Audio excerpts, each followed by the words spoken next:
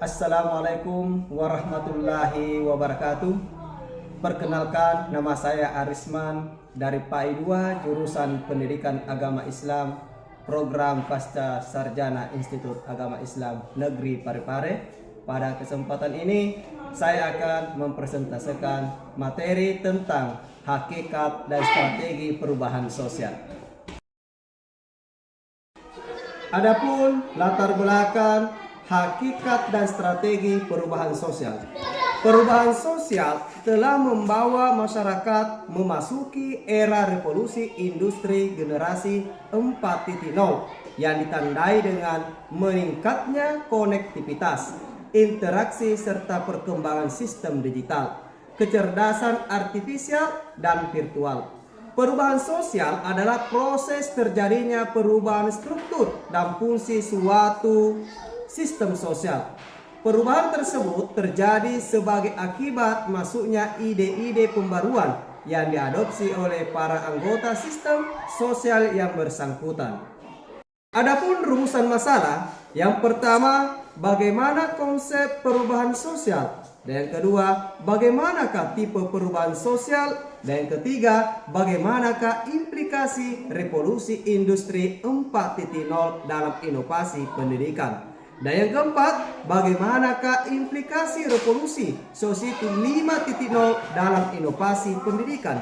Dan yang kelima, bagaimanakah teori generasi dalam pengembangan inovasi pendidikan?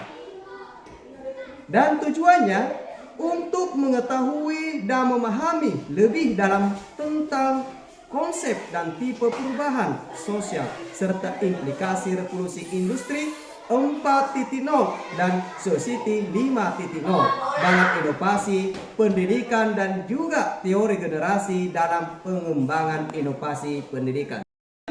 Konsep perubahan sosial. Perubahan sosial adalah proses terjadinya perubahan struktur dan fungsi suatu sistem sosial.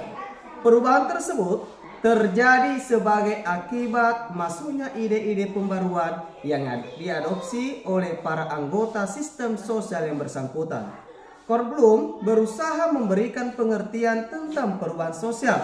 Ruang lingkup perubahan sosial meliputi unsur-unsur kebudayaan, baik yang material maupun imaterial. Sheila Semarjan menyatakan bahwa perubahan sosial adalah segala perubahan di lembaga-lembaga kemasyarakatan dalam suatu masyarakat. Sir John Sekanto menyatakan bahwa perubahan sosial memengaruhi sistem sosialnya, termasuk di dalamnya nilai-nilai, sikap, dan pola perilaku di antara kelompok-kelompok dalam masyarakat.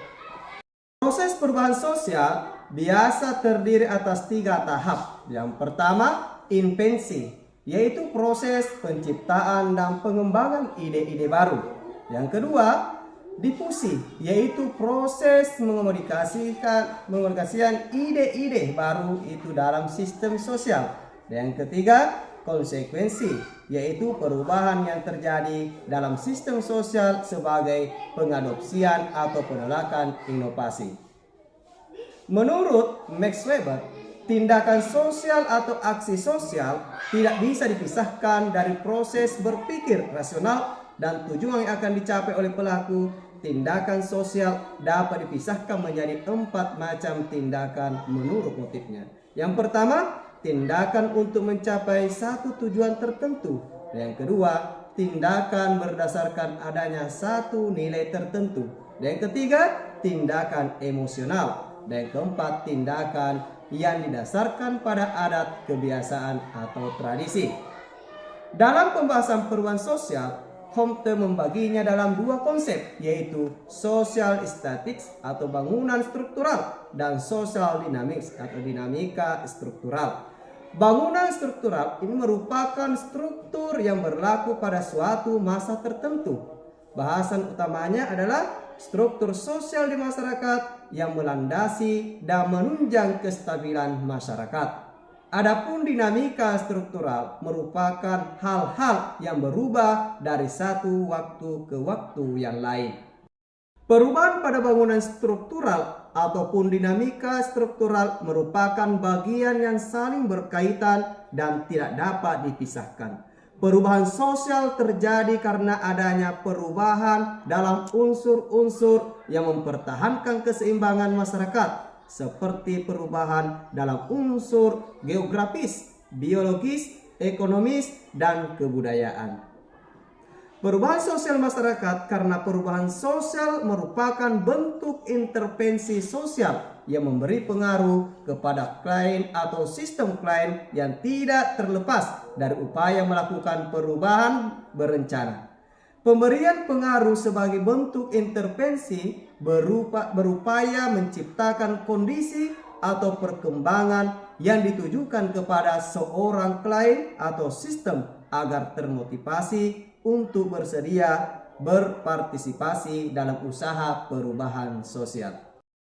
Itulah materi yang saya sempat sampaikan. Lebih dan kurangnya mohon dimaafkan. Billahi fi sabil haq. Wassalamualaikum warahmatullahi wabarakatuh.